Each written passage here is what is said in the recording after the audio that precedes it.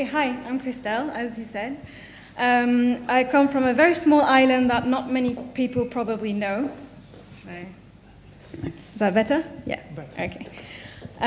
So first off, I work for the Mauritian Wildlife Foundation, so you've got the logo here.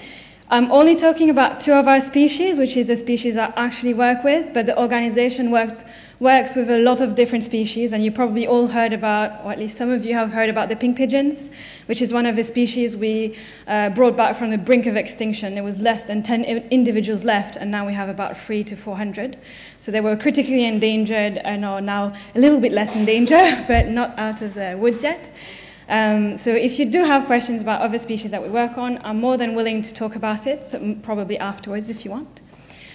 Today I'll be mostly talking about 2 little passerines, so the Oliveti, Mauritius oliveti, and the Mauritius foedii. So first off, for those who don't know where Mauritius is, I brought you a little map. So this is Africa, Madagascar, and that tiny, tiny dot there, that's Mauritius. So we're quite relatively small compared to, Madagascar, as you can see. So first off, I'll start with the Mauritius foedii, because that's, of the 2 projects that I work on, that's the one that we started first. So what is the Mauritius foedii? It's a small weaver bird, about 14 centimeters long. It can weigh 14 to 17 grams. It eats a lot of different things, but mainly insects, but it will feed on fruits and nectar if it's available. They're quite adaptable. They're very territorial. They will hold a territory and chase any other bird that is in it. And they're usually monogamous, so they will pair, well, they used to pair for life before we brought them elsewhere. And I'll talk a bit more about this later. So every 10 years in Mauritius, we do surveys of all our endemic birds. That's to make sure that we're not losing another species because we're not keeping an eye on it. So in 73, 75, a survey done by Czech was found about 247 to 260 pairs of Mauritius foedii. 10 years later, there was only 104 to 120 pairs left. And in 2000, we got down, it got slightly higher, but that could also be due to methods used for the surveys. And we were down to 122 to 125 pairs. So in Mauritius, we have 3 species that got to less than 20 individuals left, and we really didn't want to get that same case scenario again. So when we noticed the decline, we thought we would take actions as soon as possible before we get to that brink. So in 94, the foedii got listed to critically endangered. So this is to show you, so the first thing we did, was to try and find out what the threat was, because we could think that maybe, I think it's a disease, the problem. I bring them all into captivity to help them, to give them medicine, and then it's not it, and something else happens. I could lose the whole population, which we don't want. So first off, we tried to figure out what was the problem. And one of the main problems, like a lot of islands, is deforestation. So you can see the progression here over the years. And at the moment, we've got less than 2% of endemic forest left in Mauritius, which is extremely small for all the birds we'd like to save. The other main problem is predation. And that is actually the threat that we can control a bit more. So we did a study before we started doing anything with the population and quickly realized that the main threat, the biggest threat, was to the nests. So the adults seem to be surviving fine most of the time, but the main problem was they couldn't breed successfully. And that's mainly because of the rats. So we've got 2 species of introduced rats in Mauritius. Our birds evolved without mammalian predators for years and years. So when we did introduce the rats, they didn't know how to deal with them. So the rats mainly eat all the eggs. And our other problem is the macaque, it just went away, is the monkeys, And they actually take the whole nest and take the younglings out of the nest and eat them. So this is 2 big threats that is a bit difficult to control on a large scale. So we were, I don't know why this is happening. So we were thinking, okay, we can help with reforestation, but it takes a long time. A tree, some of the endemic trees can take up to 40 years to grow to a proper size for the birds to be able to feed on, and to nest in. So we can't just wait for the trees to grow. We might lose a species in the meantime.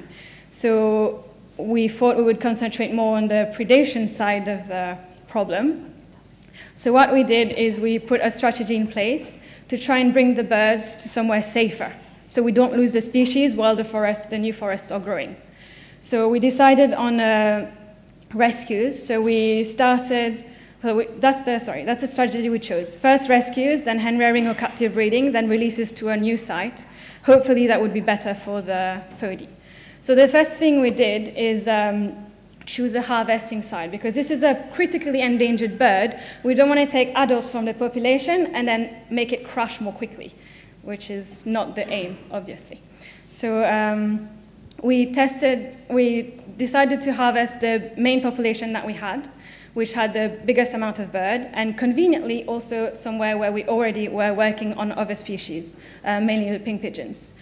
So once we chose the site, we decided to first test the method before we actually take critically endangered birds. We have another FODI, very similar species, that is introduced to Mauritius, but from Madagascar. So we'd first tested all the methods on them for harvesting the chicks and then the eggs. When that worked, then we chose to take chicks because they're easier to rescue, they're less fragile. But we quickly realized that there was a big problem with that method, is that they rarely got to the chick stage. So if we were waiting for chicks to hatch, we would not get enough to get a proper population going. So we had to try with eggs, and that actually worked really well. So this is a 18-meter high tree, and the nest is like somewhere in there, and he's just going up the tree, and in the bag they took the eggs away. So it was very difficult to get them. Just to give you a rough idea, this is, I don't know why it's not staying. Okay, no, never mind. So it was a map of Mauritius. Okay, it just doesn't want to stay, never mind. We've got a national park, and that's where we did the rescues from. And we decided, so the red dots, we decided to hen rear them and captive breed them. So hen rear the chicks and the eggs that we got, and then those chicks would be using to captive breeding. We tried that for a few years and quickly realized that if we were captive breeding, first off, it took a lot of resources that we didn't actually have. And also, the birds were quite difficult to captive breed. They're quite choosy for their partners. And also, it takes a lot of space and money, which we don't have. So we decided to just hen rear the birds and release the juveniles onto the new site. So we were very selective of our site. So since we know that the main problem is predators, at least the problem we can control is predators, we conveniently already had a small island that we've done restoration on for more than 20 years at the time this was done. And we got rid of all the predators that we could on this island. So there's no rats, there's no cats, there's no mongooses, there's no monkeys. There's only some avian predators, but the birds are used to dealing with avian predators, so it shouldn't have, we didn't think it would be a problem. We also checked the habitat to make sure that it was species that they could, they knew how to deal with, basically, and also that they had enough food, because we didn't want to bring them to an island and then they all die because it's not, there's not enough food for them on it. So we did all these surveys, and it showed us that Îles aux Aigrettes, which is a small island off the east coast of Mauritius, it was suitable. So we did releases there. So we released the captive birds and the captive bred birds and the hen-reared birds. And then, so this is Îles aux Aigrettes. It's quite small, it's 26 hectares. And then after we released them, we monitored them, because it's all very good to bring birds to a new place and say, yes, they should be doing very fine. If you don't monitor them afterwards, you can lose the population without even realizing it. Or if a new threat comes, for example, a new disease comes, if you don't monitor, you don't pick it up on time, and you lose your whole population for nothing. So this is the Phodes in a nutshell. This is a bit of its history. So what do we do now? We're continuing the monitoring. We're mainly monitoring the Île aux Aigrettes site. So we're first off looking at survival, because we want to know if it's actually working. So all the birds that we have on the island are ringed, so they have color bands, so we can recognize individuals. So we know exactly the genealogy of most of the birds, but we also know the survival.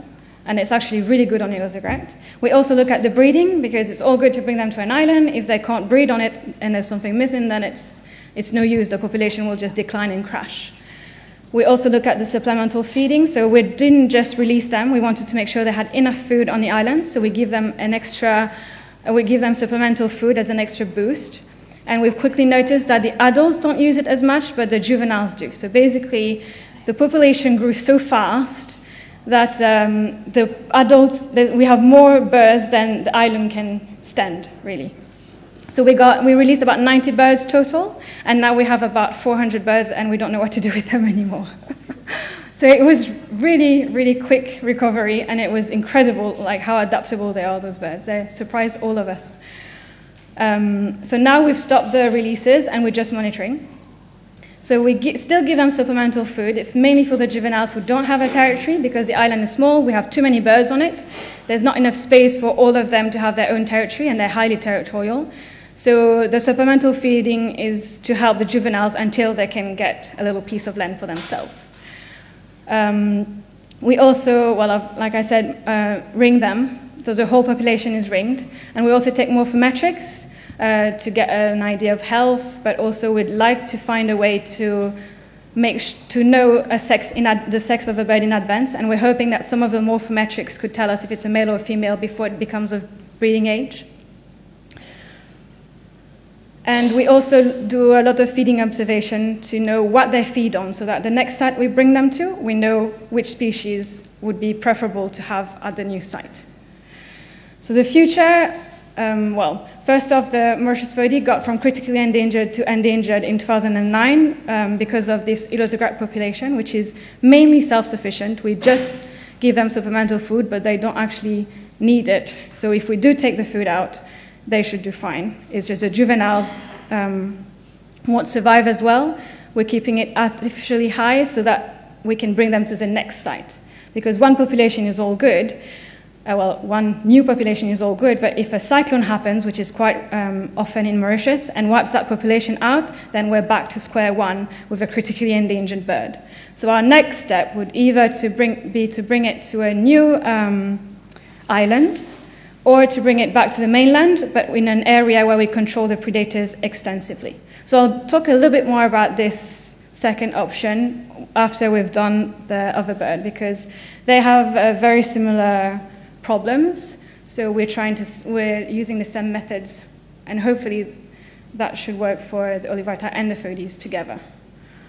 So this is the Mauritius Olivierti, very cute, very charismatic little bird.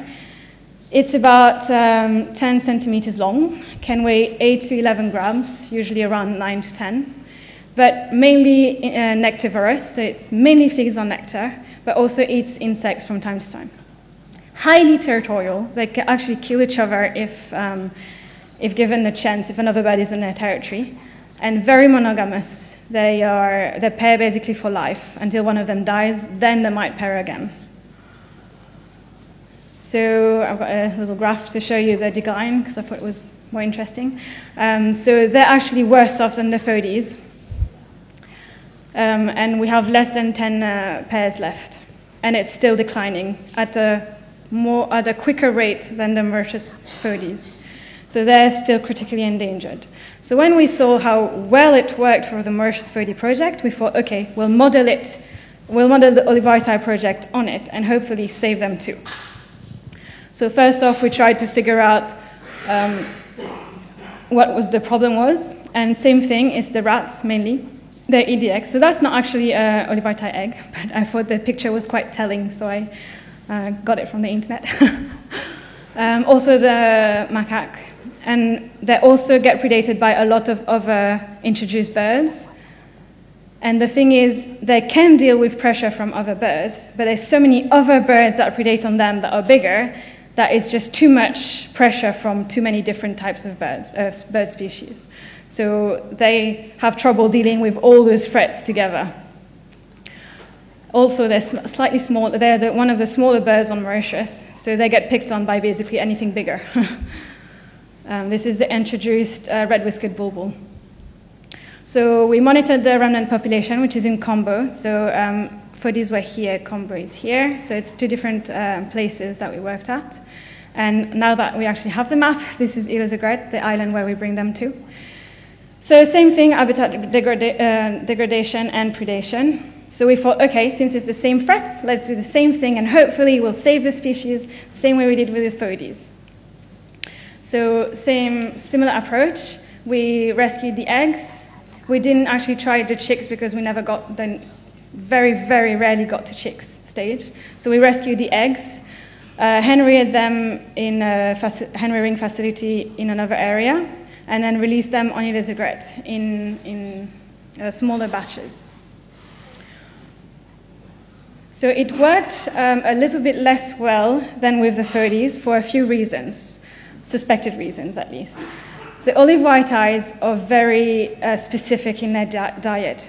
They were a lot more difficult to hen-rear. It took us a lot longer to find the right diet for them. And also they're a lot more aggressive. The Fodies, they will chase each other off, but we can feed them in the same aviary or two aviaries on the island. They will fight, but they won't kill each other. The olive white-eyes actually kill each other if you feed them all in the same aviary. That's how territorial they get. So for releases, we had to be creative, and we had to find techniques to go around this issue. And for supplemental feeding, we can't feed them all in the same area, so it gets a lot more complicated a lot more quickly. So we actually have to feed them in individual cages, one in each territory, for them not to kill each other off, which is a lot of work. As you can imagine, the island might not be very big, but as long as you've got 22 pairs, you've got 22 feeding stations all around 26 hectares. You have to feed them every day because they've got a more specific diet, so it's a more fresh diet too. So it's quite a lot of work. So at the moment, we're monitoring the population, and unfortunately for us, they didn't grow as quickly as the Mauritius Fodie. And I'll come back to that in a few minutes. So we're still monitoring the main population because the decline was very alarming and still happening. So we don't want to lose sight of them on the mainland. So we're still monitoring them on the mainland. This is actually my hand, so you can get an idea of how big the bird is. This is us ringing and taking morphometrics of one of the birds. We still do that so that we can have an idea of survival for the birds, but also to be able to recognize one from the other so we can tell how big the territories are and that sort of data. We still monitor, I talked about Îles Aigrettes before Combo, never mind. So we still monitor the breeding on Îles Aigrettes. We want to know how they're doing, and they're doing good, but not as well as the Mauritius Fodie. So the Mauritius Fodie, we brought them to the island, boom, babies everywhere the second year, and then we just had hands off because they did well by themselves. Whereas the Mauritius olive white-eye, they're not growing as quickly, and that could be for a few reasons. The first reason is that they have a more specific diet, so they're not as adaptable as the Mauritius Fodie. So if there's no flower at certain times of the year, they struggle to breed. So that's why we have to continue supplemental feeding them. It's not just a supplement, they actually need it.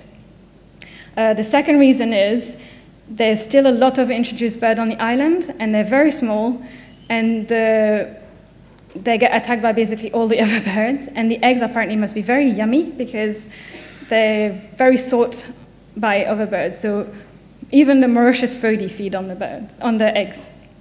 And the miners and the bulbuls, so we've got lots of other introduced and not introduced birds that feed on the eggs. So for them, it's a lot more pressure. So the population is growing, but very slowly, because they have to deal with all those pressures. So we also monitor the supplemental feeding, because it's all good and well to give them food, but we don't want to spend all day giving them food and not know what is happening with the population, because we're spending all our time feeding them.